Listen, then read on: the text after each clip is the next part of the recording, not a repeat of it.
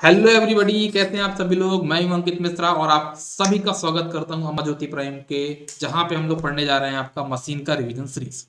ठीक है, तो ये मैंने रट लिया है और मैं हर लेक्चर में वो चीज बोलने वाला हूँ जिससे आप लोग को मजा आए। गजब गेम खेल रहे हो सर आप, क्या करें यार। जिंदगी एक खेल है, अगर इसके साथ नहीं खेलोगे ना तो लोग आपकी लाइफ के साथ खेल जाएंगे। तो बस आप इसको खेल समझ के खेलते जाओ। अगर आप इसको खेल समझ के नहीं खेलोगे तो लाइफ आपके साथ खेल खेल लेगी। बहुत बड़ी बात है। चलो आज हम लोग ज़्यादा टाइम वेस्ट नहीं करते हैं। ठीक है, हम लोग क्लास को स्टार्ट करते हैं। हम लोग यहाँ पे ट्रांसफॉर्मर पढ़ रहे हैं और आज का हमारा जो टॉपिक है वो है वर्किंग प्रिंसिपल ऑफ ट्रांसफॉर्मर। ठीक है, तो यहाँ से कैसे कैसे क्वेश्चन बन सकते हैं वो सारी चीजें हम लोग यहाँ पे डिस्कस करने वाले हैं। चलो, आप सभी को गुड इवनिंग। ठीक है, एक बार आप लोग ऑडियो और वीडियो कंफर्म कर दीजिएगा और आप सब लोग यहाँ पे ऑलरेडी विजिबल भी हैं। चलो, तो सबसे पहले तो आप ये समझना कि ट्रांसफॉर्मर का जो वर्किंग प्रिंसिपल वो किसके ऊपर बेस्ड है। तो वो आपका फैराडेज लॉ के ऊपर बेस्ड है। किसके ऊपर बेस्ड है? Faraday's law. और फैराडे लॉ का कौन सा नियम? Electromagnetic induction. तो ये क्वेश्चन एक बार नहीं 1000 बार पूछा गया है, ट्रांसफॉर्मर किस प्रिंसिपल पे काम करता है। तो ट्रांसफॉर्मर हमारा Faraday's law of electromagnetic induction principal पे काम करता है। और ये प्रिंसिपल बोलता क्या है? ये प्रिंसिपल बहुत आसान भाषा में ये बोलता है कि जब कभी भी सेट ऑफ कंडक्टर्स और मैग्नेटिक फील्ड के बीच में रिलेटिव मोशन होगा, तब तब तब तब आपके सेट ऑफ कंडक्टर्स पे एक ईएमएफ इंड्यूस होगा। ये हमारा लॉ बोलता है क्या? Faraday's law of electromagnetic induction क्या बोलता है? जब कभी भी सेट ऑफ कंडक्टर्स और मैग्नेटिक फील्ड के बीच में रिलेटिव मोशन होगा, तब तब आपके कंडक्टर्स में इंड्यूस्ड ईएमएफ होगा। अब जैसे मैंने बोला रिलेटिव मोशन, अब रिलेटिव मोशन मतलब कैसे, मान लो मैं और आप आपने सामने खड़े हैं, तो रिलेटिव मोशन क्या होगा? या तो मैं मूव करूं तो हम दोनों बीच में रिलेटिव मोशन हो रहा है, या फिर मैं खड़ा हूं आप मूव करो तो ये भी रिलेटिव मोशन है। तो कहने का मतलब ये है कि हम दो तरीके से रिलेटिव मोशन को डिफाइन कर सकते हैं। एक होता है हमारा रिलेटिव स्पेस वेरिएशन और एक होता है हमारे पास यहाँ पे रिलेटिव टाइम वेरिएशन। ठीक है ना, इसके बारे में हम यहाँ पे डिस्कस करने वाले हैं। सबसे पहले मैं बात करता हूं रिलेटिव स्पेस वेरिएशन के बीच में। इसमें क्या होता है कि जो आपका मैग्नेटिक फील्ड है ना, जो आपका मैग्नेटिक फील्ड है दैट इज स्टेशनरी, वो आपका यहाँ पे स्टेशनरी है और मतलब रुका हुआ है, और आपका जो कंडक्टर वो मूव हो रहे हैं। Got it? क्या हुआ बोला मैंने? आपका जो मैग्नेटिक फील्ड है वो स्टेशनरी है ना, और आपका जो कंडक्टर है वो मूव हो रहे हैं। तो उस टाइम पे जो हम बोले कि जो आपका मोशन हो रहा है, जो वेरिएशन हो रहा है, वो रिलेटिव स्पेस वेरिएशन होगा। और उस टाइम पे जो आपका ईएमएफ इंड्यूस होगा उसको हम क्या बोलेंगे? Dynamically induced EMF. Relative time variation क्या होता है कि यहाँ पे आपके पास कंडक्टर तो स्टेशनरी होंगे और आपके जो मैग्नेटिक फील्ड होगा ना वो रोटेटिंग होगा। तो उसको हम क्या बोलते हैं? Relative time variation. ठीक है ना, आपका जो कंडक्टर है वो स्टेशनरी है और जो मैग्नेटिक फील्ड है वो आपका रोटेटिंग, उसको बोलते हैं रिलेटिव टाइम वेरिएशन। और उसको बोलते हैं क्या? उसके थ्रू कंडक्टर पर जो इंड्यूस्ड ईएमएफ होगा उसको हम क्या बोलेंगे? Statically induced EMF. उसमें क्या था? डायनेमिकली इंड्यूस्ड ईएमएफ, इसको बोलेंगे स्टैटिकली इंड्यूस्ड ईएमएफ। ठीक है। अच्छा, एक चीज मैं और बता दूं, कुछ टीचर्स ऐसा बोलते हैं कि रिलेटिव टाइम वेरिएशन में रिलेटिव मोशन नहीं होता है। तो ऐसा गलती आप मत बोलना, कभी मत करना। आपके रिलेटिव टाइम वेरिएशन में भी रिलेटिव मोशन हो रहा है, यहाँ पे मैग्नेटिक फील्ड रोटेटिंग है। तो यहाँ पे लोग बोलते हैं कंडक्टर और मैग्नेटिक फील्ड के जो रिलेटिव मोशन नहीं होता है, तो ये गलत चीज है। इनकेज में रिलेटिव मोशन होता है, मैं नाम नहीं बताऊंगा किस फैकल्टी ने बोला, लेकिन ऐसे फैकल्टी यहाँ पे बोल रहे हैं। यहाँ पे भी रिलेटिव मोशन है, यहाँ पे मैग्नेटिक फील्ड रोटेट कर रहा है। ओके, चलो, मेरी छिपकली कहाँ गई? मेरी आवाज सुन के जरूर आएगी वो। चलो, आ जाओ यहाँ तक, है ना। अब हम देखते हैं कि जैसे हमको अगर ईएमएफ इंड्यूस करना है तो हमको क्या क्या चाहिए होगा। जैसे अकॉर्डिंग टू फैराडेज लॉ हमको क्या क्या चाहिए? कंडक्टर चाहिए, set of conductors, magnetic field चाहिए और उनके बीच का रिलेटिव मोशन चाहिए। ठीक है, तो जैसे मैंने आपको कॉन्सेप्ट बताया कि जो डायनेमिक इंड्यूस्ड ईएमएफ होगा, मतलब इसमें कंडक्टर्स आपके मूव करेंगे, मैग्नेटिक फील्ड आपका स्टेशनरी होगा, उस केस में जो इंड्यूस है उसको क्या बोलते हैं, डायनेमिकली इंड्यूस्ड ईएमएफ। और उसमें इसका जो कॉन्सेप्ट है वो कहाँ पे होता है, आपका डीसी जनरेटर में यूज होता है।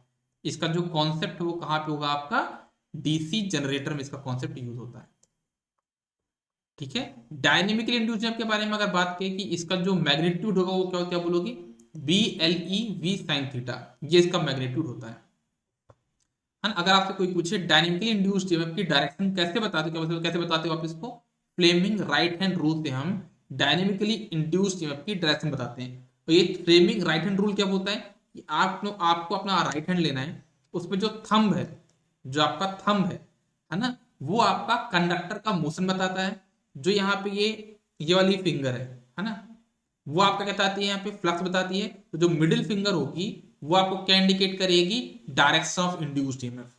ठीक है, तो ध्यान दीजिएगा, आपको अपना राइट हैंड लेना है, यहाँ पे थंब हो गया, ये आपका फोर फिंगर हो गई, पीछे मिडिल फिंगर हो गई। तो अगर आपको अपना जो थंब है उसको अलाइन करना है कंडक्टर के मोशन के अकॉर्डिंगली, कंडक्टर अपवर्ड मूवमेंट है या डाउनवर्ड मूवमेंट है, तो आपको अपने थंब को अलाइन करना है किसकी तरफ, कंडक्टर के मोशन की तरफ। और आपको जो ये फोर फिंगर है इसको अलाइन करना है कि जो आपका मैग्नेटिक फील्ड है उसकी डायरेक्शन में। जो मिडिल फिंगर है वो आपको किसी डायरेक्शन में इंडिकेट करेगा, वो आपको इंडिकेट करेगा कि जो आपका इंड्यूस्ड ईएमएफ होगा उसकी डायरेक्शन वहां पे कैसे होने वाली है।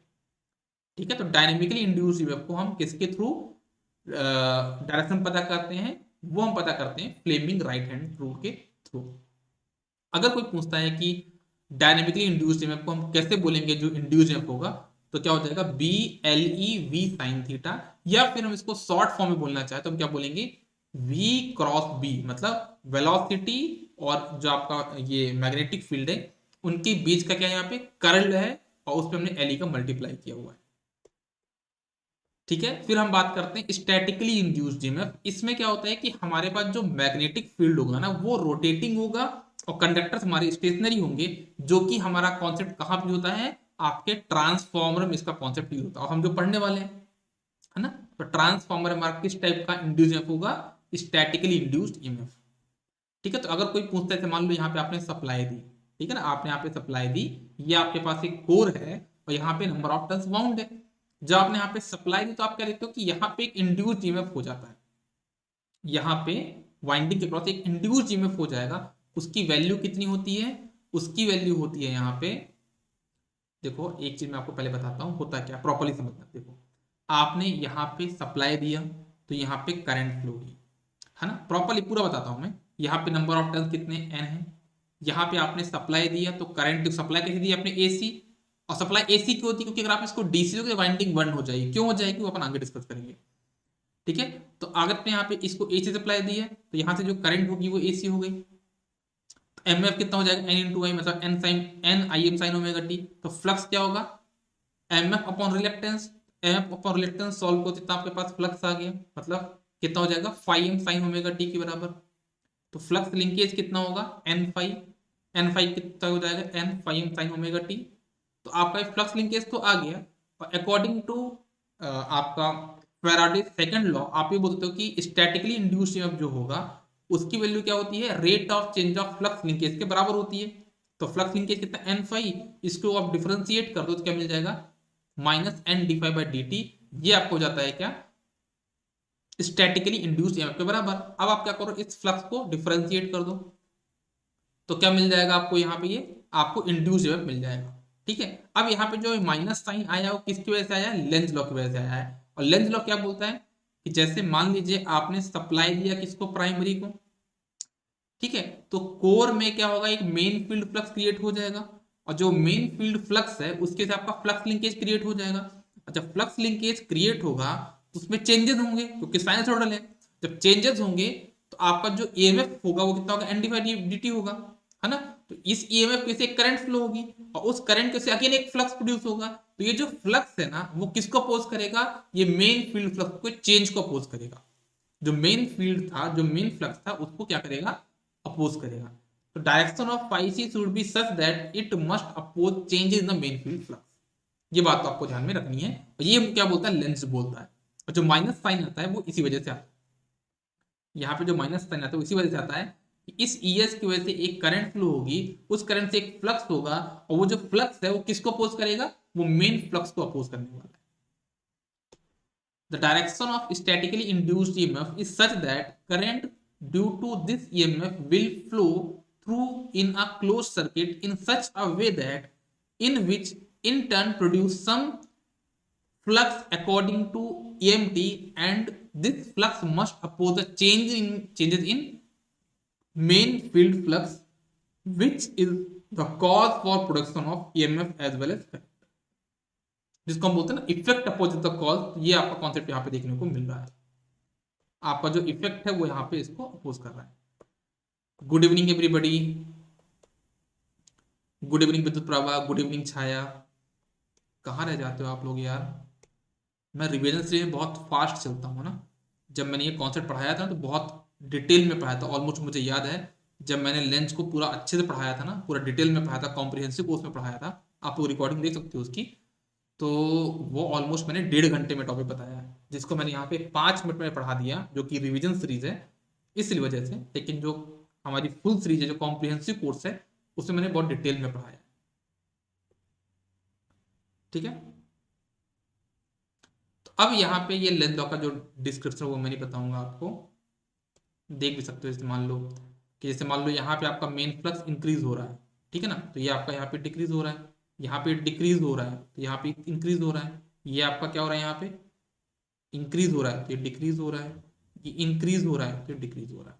तो कहने का मतलब ये है कि ये फाई है, ये फाई सी है, ये आपका क्या है, फाई है, ये आपका फाई सी है। तो फाई सी हमेशा क्या करेगा, फाई के चेंज को अपोज करेगा, फाई को अपोज नहीं करेगा, वो फाई के चेंज को अपोज करेगा। आप देख सकते हो यहाँ पे मान लो ये वैल्यू 0 है, यहाँ पे ये वैल्यू 10 है, ये वैल्यू यहाँ पे 0, यहाँ पे मान लो -10 है, और ये वैल्यू यहाँ पे क्या 0 होती है। देखो ये आपका इंक्रीज हो रहा है ना 0 से 10 तक, लेकिन आपका डिक्रीज हो रहा है, -10, -9, -8, -7, -5, -2, -1, 0। तो ये आपका डिक्रीज हो रहा है। कहने का मतलब ये है कि इस रीजन में ये आपका इंक्रीज हुआ तो ये डिक्रीज हुआ। अब ये डिक्रीज हो ना, 10 से कहाँ हो गया ये 9, 8, 7, 5, 4, 3, 2, 1, 0, मतलब ये डिक्रीज हो रहा है। तो ये आपका इंक्रीज हो गया 1, 2, 3, 4, 5, 6, 7, 8, 9, 10। फिर देखो ये आपका क्या हो रहा है, यहाँ पे इंक्रीज हो रहा है ना, कैसे -1, -2, -3 आपका इंक्रीज होना स्टार्ट हो, मतलब अगर मैग्नीट्यूड की बात की जाए तो आपका डिक्रीज होना स्टार्ट हो गया। तो कहने का मतलब ये है कि हमारा जो लेंस है वो क्या करता है, 90 डिग्री का फेज डिफरेंस क्रिएट करता है। जैसे मान लो ये फाई है और ये फाई सी है, तो कितना फेज डिफरेंस आ गया इनके बीच में, 90 डिग्री का फेज डिफरेंस क्रिएट करता है।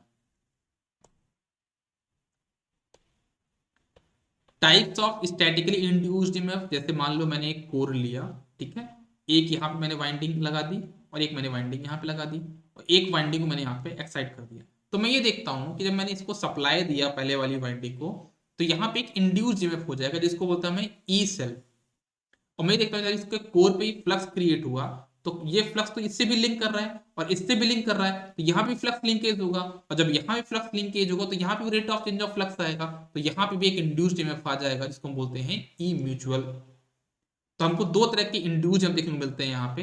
एक होता है ई सेल्फ। ई सेल्फ क्या होगा, जब आप जिस भी वाइंडिंग को एक्साइट कर रहे हो और उस पर आप सप्लाई दोगे, है ना, तो उसके अक्रॉस जो वोल्टेज ड्रॉप, वोल्टेज क्रिएट होगा, इंड्यूस होगा, उसको हम बोलते हैं क्या, आपका सेल्फ इंड्यूस्ड ईएमएफ। और आपके दूसरी वाइंडिंग जो उसके पास में रखी है, अगर उस पर क्या हो रहा है, आपका इंड्यूस्ड ईएमएफ, उसको क्या बोलोगे आप, ई म्यूचुअल बोलोगे।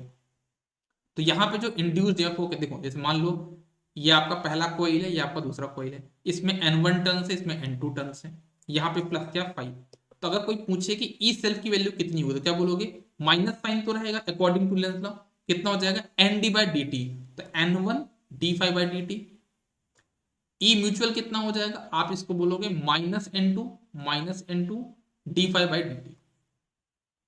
Induced EMF in a coil due to current changes in the other coil, ठीक है ना। इसमें क्या होता है, ई म्यूचुअल क्या है कि इसमें आपके कॉइल पे इंड्यूस्ड ईएमएफ होगा due to current change in different coil. ये आपके जो है ना करंट, दूसरी कॉइल है, इसमें करंट चेंज हो रही है, उसकी वजह से दूसरी कॉइल में आपका इंड्यूस्ड ईएमएफ हो रहा है, उसको हम बोलते हैं ई म्यूचुअल। कपलिंग आपके पास यहाँ पे दो टाइप की होती है, एक होती है पॉजिटिव कपलिंग, एक होती है निगेटिव कपलिंग। इसका मतलब ये हुआ, मान लो दो कॉइल आपस में हैं, अगर दोनों कॉइल के फ्लक्स एक दूसरे को सपोर्ट कर रहे हैं, तो हम बोलते हैं कि वो आपके क्या होंगे, वो आपकी पॉजिटिव कपलिंग होगी। लेकिन अगर दो फ्लक्स आपस में एक दूसरे को अपोज कर रहे हैं, उसको हम बोलते हैं कि उनके बीच की जो कपलिंग होगी वो निगेटिव होगी। तो दो तरह की कपलिंग होती है, positive coupling and negative coupling. Okay, अब बात समझना है यहाँ पे सेंस और करंट डायरेक्शन क्या होगा, तो ये समझना। सेंस होता है कि हम वाइंडिंग कहाँ से स्टार्ट कर रहे हैं, है ना। तो मैं यहाँ पे टोटल 4 केस ले रहा हूँ, मैं आपको एक्सप्लेन भी कर देता हूँ। मैं यहाँ पे टोटल 4 केस ले रहा हूँ। पहला ले रहा हूँ मैं, considering two winding placed on the same core with same sense and current direction. मतलब मैं यहाँ पे दो वाइंडिंग को कंसिडर कर रहा हूँ, एक वाइंडिंग और दूसरी winding, placed on the same core. ये देखो एक ही कोर है, उसमें प्लेस्ड है विथ सेम सेंस। देखो ना, इसका भी सेंस ऐसा यहाँ से स्टार्ट हो रहा है, और यहाँ पे सेंस इसका इसका ये है, with same sense and same current direction. मतलब इसमें भी करंट अपवर्ड जा रही है, इसमें भी करंट अपवर्ड जा रही है। तो इस केस में भी देखते हैं, मान लो अकॉर्डिंग टू थंब रूल, अगर आप देखो यहाँ पे फ्लक्स की डायरेक्शन, तो अगर आप मान लो एक कोर है, करंट ऐसी जा रही है ना, तो फ्लक्स ऐसा किधर आ रहा है आपके पास, इधर आ रहा है, इस डायरेक्शन में आ रही है। इधर भी चेक करो तो इधर भी आ रहा है। तो फाई ए और फाई एक दूसरे आपस में ऐड हो रहे हैं, तो इसको हम क्या बोलेंगे, इसके बीच में जो कपलिंग होगी हमारी, वो क्या होगी, पॉजिटिव कपलिंग होगी। ठीक है, इसमें हम क्या बोलेंगे, this is a positive coupling, hence the type of coupling will be positive. अब मैंने सेकंड वाले केस में क्या किया, सेंस को मैंने सेम रखा, देखो ना यहाँ पे सेंस है, यहाँ पे, लेकिन करंट की डायरेक्शन मैंने चेंज कर दिया। करंट यहाँ पे इंटर हो रही थी, लेकिन अब यहाँ से इंटर हो रही है, तो करंट को डायरेक्शन को मैंने चेंज कर दिया, लेकिन सेंस सेम रखा। तो क्या हुआ आपका, यहाँ पे फ्लक्स की डायरेक्शन चेंज हो गई, तो जो कपलिंग होगी वो क्या हो जाएगी, निगेटिव हो जाएगी। दोनों कॉइल के बीच जो कपलिंग होगी वो निगेटिव होगी।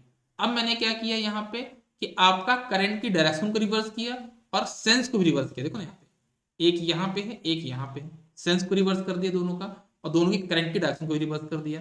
तो मैं ये देख पा रहा हूँ कि अभी भी जो यहाँ पे एक दूसरे के जो फ्लक्स है वो एक दूसरे को क्या कर रहे हैं, अपोज कर रहे हैं। मतलब जो कपलिंग होगी that will be negative coupling. Last case लिया मैंने यहाँ पे, जहां पे मैंने क्या किया है, जो सेंस रखा है वो दोनों का रिवर्स रखा है, एक किधर एक किधर है, सेंस अपोजिट है और करंट आपके डायरेक्शन सेम है। आप देख सकते हो यहाँ पे करंट क्या है आपका, अपवर्ड, और यहाँ पे करंट आपका अपवर्ड। कैसे सोचो सर, यहाँ पे तो डाउनवर्ड है, लेकिन ऐसा नहीं देखना आपको। आप ही देखो, करंट यहाँ पे इंटर कर रही है सेम सेंस से, और यहाँ पे करंट ऐसे आई और उसी सेंस पे इंटर कर रही है। मतलब आपका करंट ऐसे यहाँ पे क्या सेम है, दोनों ही आपका सेंस वाली जगह से करंट इंटर कर रही है। तो क्या बोलोगे आप, यहाँ पे चेक कर पाओगे, इसका फ्लक्स इस डायरेक्शन में है और इसका फ्लक्स भी इस डायरेक्शन में है। तो कहने का मतलब है कि दोनों एक दूसरे को सपोर्ट कर रहे हैं। तो क्या करोगे, आपका जो टाइप ऑफ कपलिंग होगा वो पॉजिटिव होगा। कुछ लोग बोलेंगे सर आइए डायरेक्शन कैसे आपने इतना जल्दी जज कर लिया, तो बेटा आपको टाइम लगेगा। मैं तो रिविजन करा रहा हूँ, तो मैं जल्दी कर रहा हूँ, लेकिन इसको जब मैं पढ़ाया हूँ तो टाइम तो लगा होगा ना। तो अगर आप पहली बार पढ़ रहे हो इसके बारे में तो आपको टाइम लगेगा। और आप क्या करिएगा, आप इसकी रिकॉर्डिंग देख लीजिएगा। सबसे बेटर ऑप्शन क्या है कि आप इसकी रिकॉर्डिंग देख लीजिएगा एक दो बार, है ना। जैसे मैं थोड़ा फास्ट कर रहा हूं तो आप पॉज कर लेना, डायग्राम देखना, पढ़ना, फिर ट्राई करना कि हाँ सर आपने सही बताया गलत बताया। ठीक है, तो वीडियो को पॉज करके देख लेना आप लोग, अगर आपको फास्ट लग रहा होगा। लेकिन मुझे चलना तो फास्ट ही है, क्योंकि मैं रिविजन करा रहा हूं। तो मैं ये बोलता हूं कि हमारा जो कपलिंग है वो पॉजिटिव कब होगा, जब फाई ए और फाई बी दोनों सेम डायरेक्शन में, तो पॉजिटिव होगा। हमारा जो कपलिंग और निगेटिव कब होगा, जब फाई ए और फाई बी दोनों अपोजिट डायरेक्शन में होंगे, तो हमारा वो क्या होगा, निगेटिव होगा। जो डॉट पॉइंट होते हैं ना, वो करंट की डायरेक्शन को नहीं बताते हैं, वो सेंस को बताते हैं, वो आपकी सेंस ऑफ द वाइंडिंग को बताते हैं। अच्छा ठीक है ना, जो डॉट पॉइंट्स मैंने बताया ना, ऐसे जो डॉट पॉइंट्स बनाए थे, वो आपकी वाइंडिंग की सेंस को बताते हैं कि वाइंडिंग हमारी कहां से स्टार्ट हो रही है। दूसरी बात कि हमारा जो कपलिंग होता है ना, वो वो किस पे डिपेंड करता है, वो सेंस एंड करंट की डायरेक्शन दोनों पे डिपेंड करता है।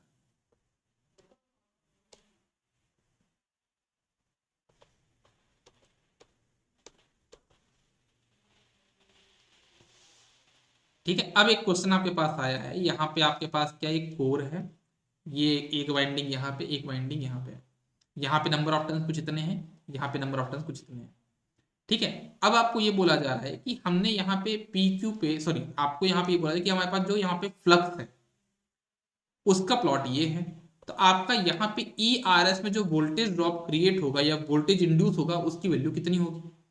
तो आपको क्या बोलना है कि ये आपको क्या पता है, देखो आपको ये पता है कि ये फ्लक्स है, तो आपका ई कितना होगा, ई आर एस कितना होगा, इसके लिए हो जाएगी minus N D five by D T. तो करना क्या है, देखो मैं आपको नेटवर्क में चीज इसलिए पहले पढ़ा चुका हूँ नेटवर्क में आपको, ये देखो जो ये कांस्टेंट वैल्यू है इसका डिफरेंस में कितना होगा, 0 0 हो गया। ये आपका फ्लक्स है 0.12, इसकी वैल्यू कितनी हो जाएगी यहाँ पे, अगर हम इसको फंक्शन के फॉर्म में लिखना चाहे तो हम इसको क्या बोलेंगे, हम इसको बोल देंगे इसकी वैल्यू हो जाएगी कितनी, इसकी वैल्यू हो जाएगी यहाँ पे कितना, N D sorry perpendicular upon base, मतलब 0.12 अपॉन 1 इंटू टी। इसको डिफरेंशिएट कितना 0.12, इसमें -1 का मल्टीप्लाई करो कितना हो जाएगा -0.12, और इसमें आप किसका मल्टीप्लाई करो तो नंबर ऑफ टर्न्स का, कितना यहाँ पे 100, तो कितना आ जाएगा आपके पास यहाँ पे माइनस, सॉरी आपको 200 है यहाँ पे इधर का निकालना है, तो 200 है तो इसको मल्टीप्लाई कर दोगे 200 से, कितना आ जाएगा यहाँ पे 24 वोल्ट, -24 वोल्ट। तो ये आप ऐसे सॉल्व कर लोगे, वैसे आप इसको भी यहाँ पे भी सॉल्व कर लोगे तो आपका आंसर यहाँ पे आ जाए। ठीक है, ये मैंने क्वेश्चन यहाँ पे सॉल्व किया है, आप चाहो तो वीडियो को पॉज कर लेना और इसका एक बार सोल्यूशन देख लेना। अब हम बात करते हैं यहाँ पे ट्रांसफॉर्मर के कंस्ट्रक्शनल फीचर्स में। तो एक बात समझना, ट्रांसफॉर्मर में टोटल 2 पार्ट होते हैं अगर हम मेनली क्लासिफाई करें, एक होता है एक्टिव पार्ट, एक होता है इनएक्टिव पार्ट। एक्टिव पार्ट वो होते हैं जो कि एक्चुअली में एक सर्किट से दूसरे सर्किट तक जब पावर ट्रांसफर होती है उसमें हेल्प करते हैं, मतलब उसके बिना पावर ट्रांसफर पॉसिबल नहीं है, उनको हम बोलते हैं एक्टिव पार्ट। इनएक्टिव पार्ट वो जो कि सिर्फ आपका सपोर्ट के लिए लगाए जाते हैं, पावर ट्रांसफर में उनका रोल नहीं होता, वो सिर्फ सपोर्ट के लिए होता है। जैसे कि अगर हम बात करें ट्रांसफॉर्मर में क्या होता है, कोर और वाइंडिंग, तो कोर और वाइंडिंग हो गए इसके एक्टिव पार्ट, बाकी सभी के सभी क्या हो जाएंगे इसके आपके इनएक्टिव पार्ट।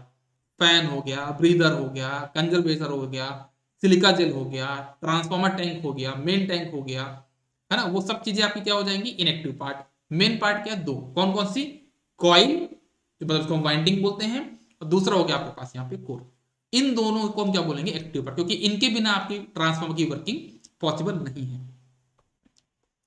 तो देखिएगा आप लोग क्या बोला मैंने, those parts of transformer which is required for main working of transformer are known as active parts, whereas those parts of transformer that are required for safe operation of transformer are known as inactive parts of transformer।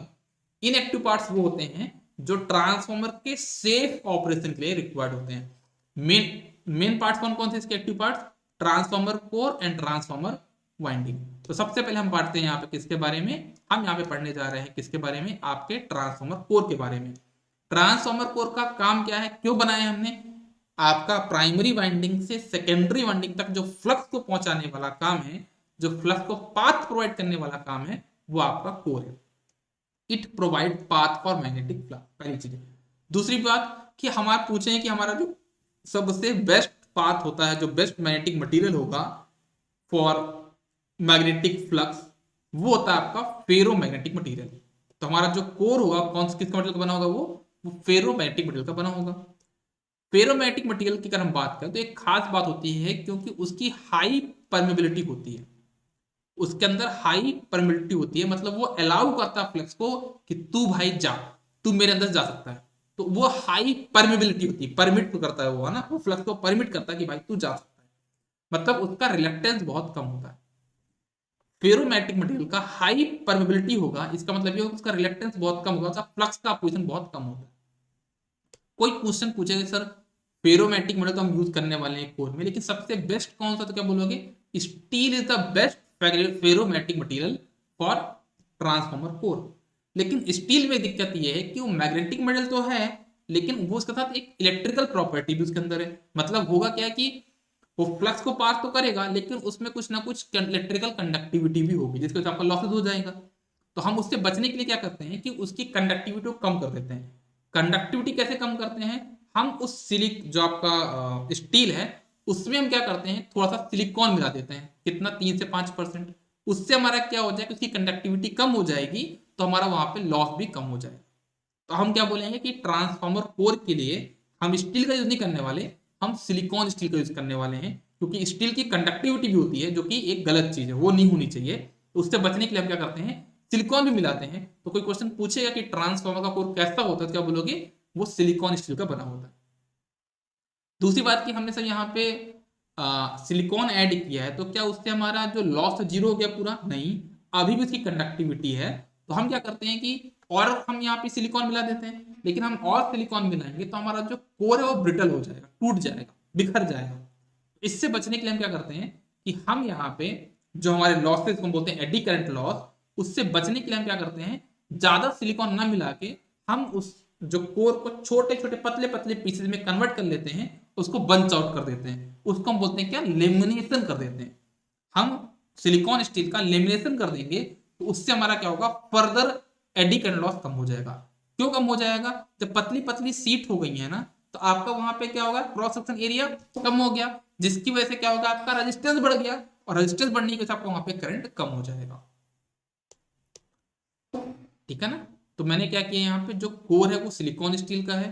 ठीक है। अच्छा एक चीज और समझना, तो मैंने आपको बताया कि हमारे पास जो कोर यूज होने वाला है वो लेमिनेटेड कोर होगा, और लेमिनेटेड किसका होगा, वो सिलिकॉन स्टील का कोर होगा। अब मैं आपको ये बताता हूँ कि जो सिलिकॉन स्टील का जो हम अगर बात करें, मटेरियल की बात करें, मान लो मेरे पास सिलिकॉन स्टील मटेरियल रखा हुआ है ना, उसके अंदर मैं क्रिस्टल की बात करूँ, बहुत जूम कर रहा हूँ, जूम कर रहा हूँ, जूम कर रहा हूँ, जूम कर रहा हूँ, तो मुझे इसके ग्रेन्स दिखाई देंगे।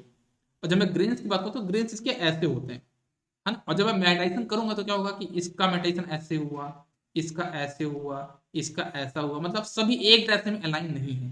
तो क्या होता है कि प्रॉपरली अलाइन ना होने की वजह से इसकी परमेबिलिटी थोड़ा सा कम हो जाती है, इसकी परमेबिलिटी थोड़ा कम हो जाती है।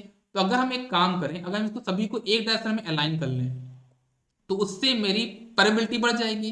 तो अब मुझे इसको, जो ये सिलिकॉन स्टील है, मुझे इस टाइप के सिलिकॉन स्टील को इस टाइप के सिलिकॉन स्टील में कन्वर्ट करना है। उसके लिए मैं क्या करता हूं, ये वाले सिलिकॉन स्टील को बार बार गर्म करूंगा, फिर ठंडा करूंगा, गर्म करूंगा, ठंडा करूंगा। इसको हम बोलते हैं क्या, हीट ट्रीटमेंट प्रोसेस।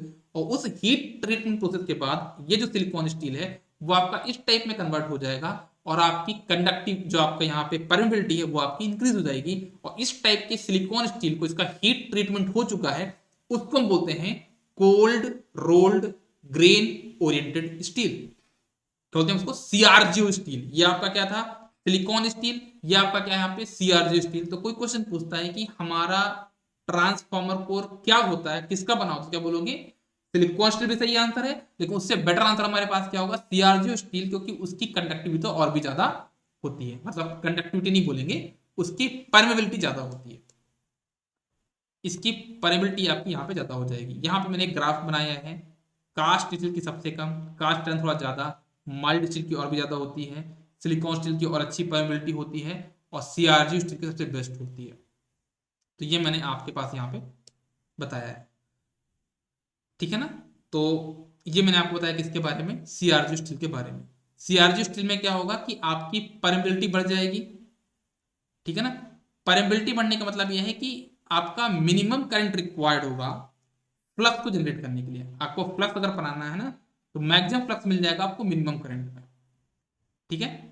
ओके। तो हम अगर बात करें, हम सीआरजी स्टील का यूज कर रहे हैं ना, अगर हम सीआरजी स्टील का यूज कर रहे हैं तो हम ट्रांसफॉर्मर की साइज, वेट एंड कॉस्ट को भी कम कर सकते हैं। कैसे कर सकते हैं देखना, मान लीजिए अगर आपके पास यहाँ पे परमेबिलिटी ज्यादा ना होती तो क्या करना पड़ता, आपको बी को बढ़ाना पड़ता, मतलब फ्लक्स डेंसिटी बढ़ाना पड़ता। फ्लक्स डेंसिटी बढ़ाने के लिए क्या करना पड़ता है आपको, यहाँ पे एरिया कम करना पड़ता है ना, उससे आपका यहाँ पे साइज, वेट और कॉस्ट आपका यहाँ पे रिड्यूस हुआ है। लेकिन अगर यहाँ पे परमेबिलिटी लो होती तो आपका ये क्या हो जाता, ये आपका कम हो जाता, और ये कम हो जाता तो ए आपका बढ़ जाता, और ए बढ़ने से आपका साइज भी बढ़ेगा, वेट भी बढ़ेगा और कॉस्ट भी बढ़ेगा। ठीक है ना, समझ में आया क्या बोला मैंने। अभी तो आपका बी यहाँ पे इंक्रीज होगा, क्यों इंक्रीज हो गया, क्योंकि आपका हाई परमेबिलिटी थी। लेकिन अगर लो परमेबिलिटी हो गई है ना, क्योंकि आपने सीआरजी टूल यूज नहीं किया है, तो परमेबिलिटी लो होगी।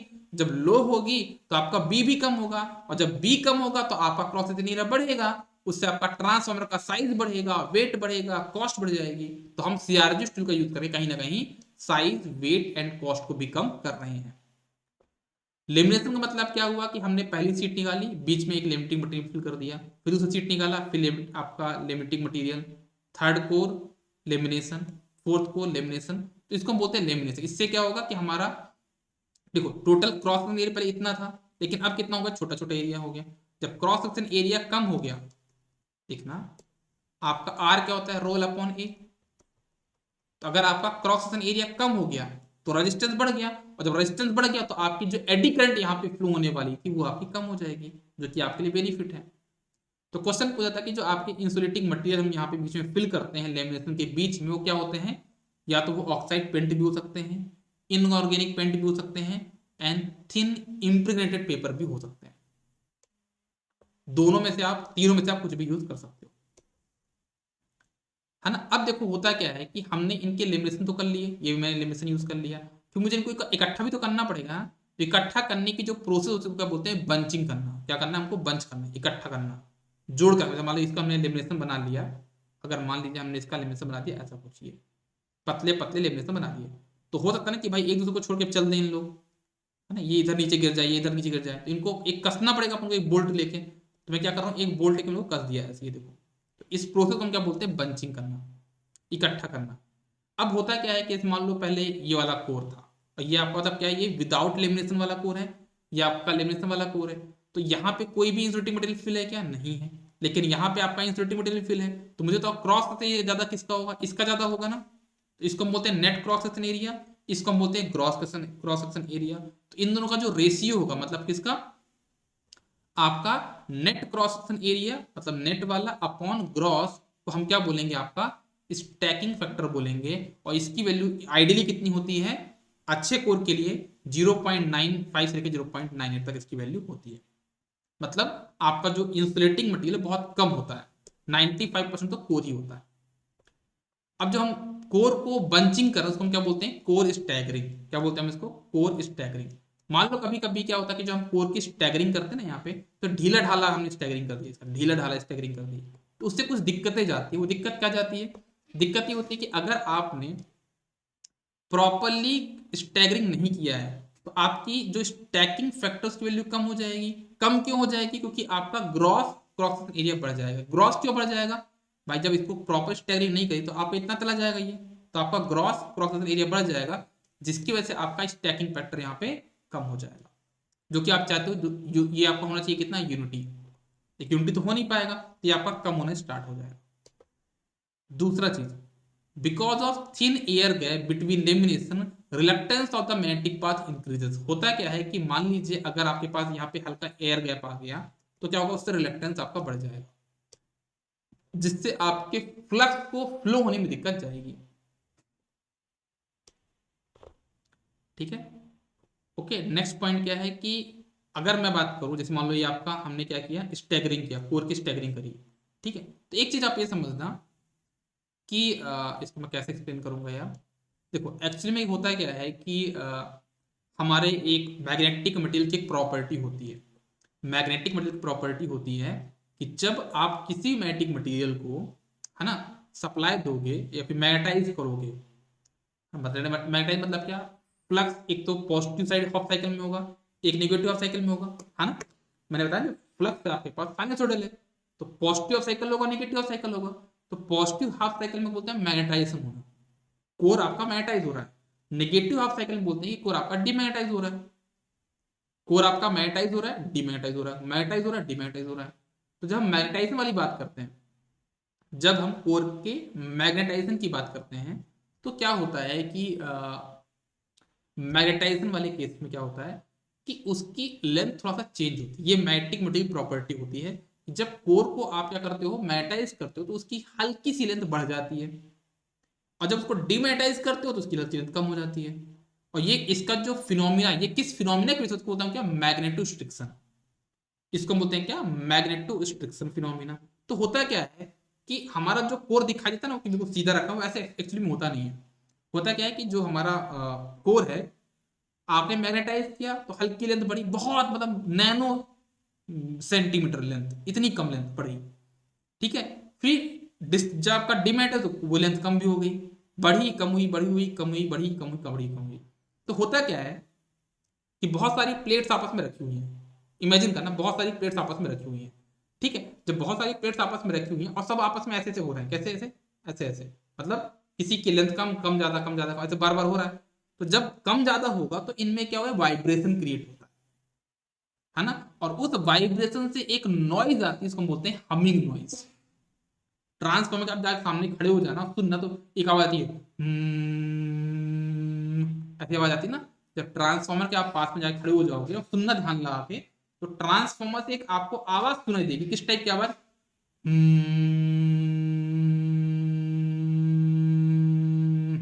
इसको हम बोलते हैं हमिंग नॉइज।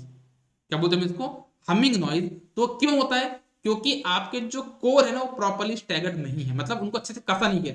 अगर अच्छे से कसे होते तो इनमें क्या होता है, ये आपस में टकराते नहीं, वाइब्रेशन नहीं हो पाता, तो ये नॉइज भी नहीं आता। तो अगर आपका जो स्टैगरिंग अगर वो प्रॉपर नहीं है ना, अगर वो आपकी स्टैगरिंग प्रॉपर नहीं है, तो क्या होगा आपके पास वहां पे हमिंग नॉइज देखने को मिलेगा। ठीक है ना? तो आपका transformer makes more noise if core is not properly staggered. ये बताया मैंने कि the basic reason behind the noise is magnetostriction phenomena. Dimension of a core changes when subjected to magnetization and demagnetization. और जो नॉइज क्रिएट होता है वो हमेशा सप्लाई की डबल फ्रीक्वेंसी का होता है। ये बात आप लोग ध्यान दीजिएगा।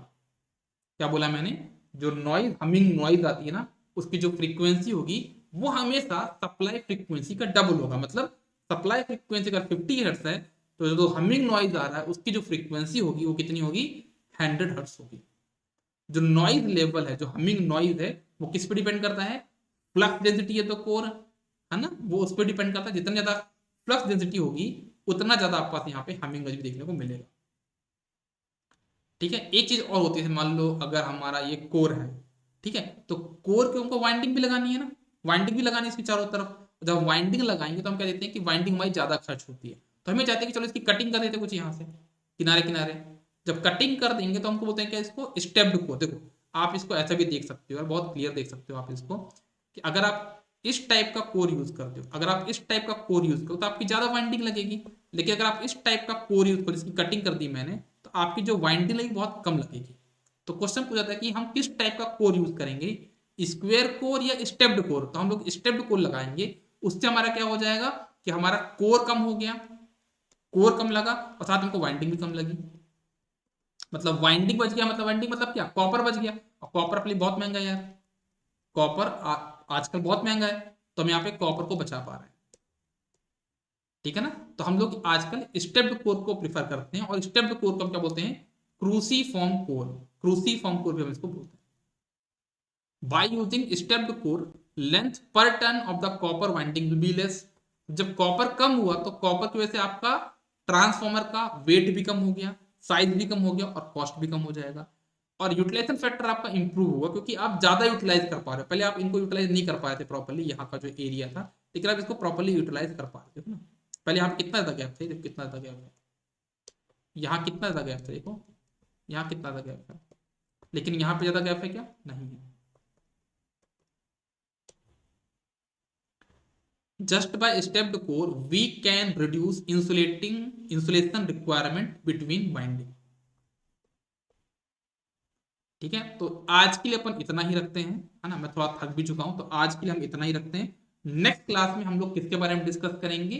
जो हमारे ट्रांसफॉर्मर कोर के दो टाइप होते हैं ना, core type transformer, shell type transformer, winding का प्लेसमेंट के बारे में, वो हम लोग कल की क्लास में डिस्कस कर लेंगे।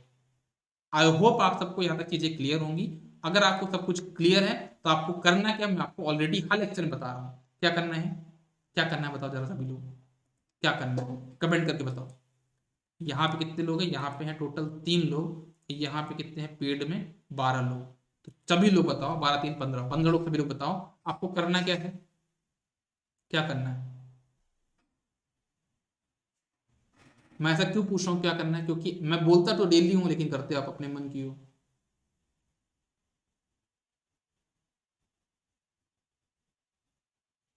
क्या करना है, क्या करना है, क्या करना है बताओ। सोनू तो निकल गया सर, अभी मैं अभी आता हूँ, पहले मैं कमेंट करूंगा अभी बताता हूँ आपको। सोनू तो चले गए। लाइक शेयर और कमेंट करना है, ठीक है। हाँ तो ये आपको करना है, सच में करना है। ठीक है, बोलने के लिए बस नहीं करना है। चलो मिलते हैं नेक्स्ट क्लास में। Good day everybody, take care, all the best.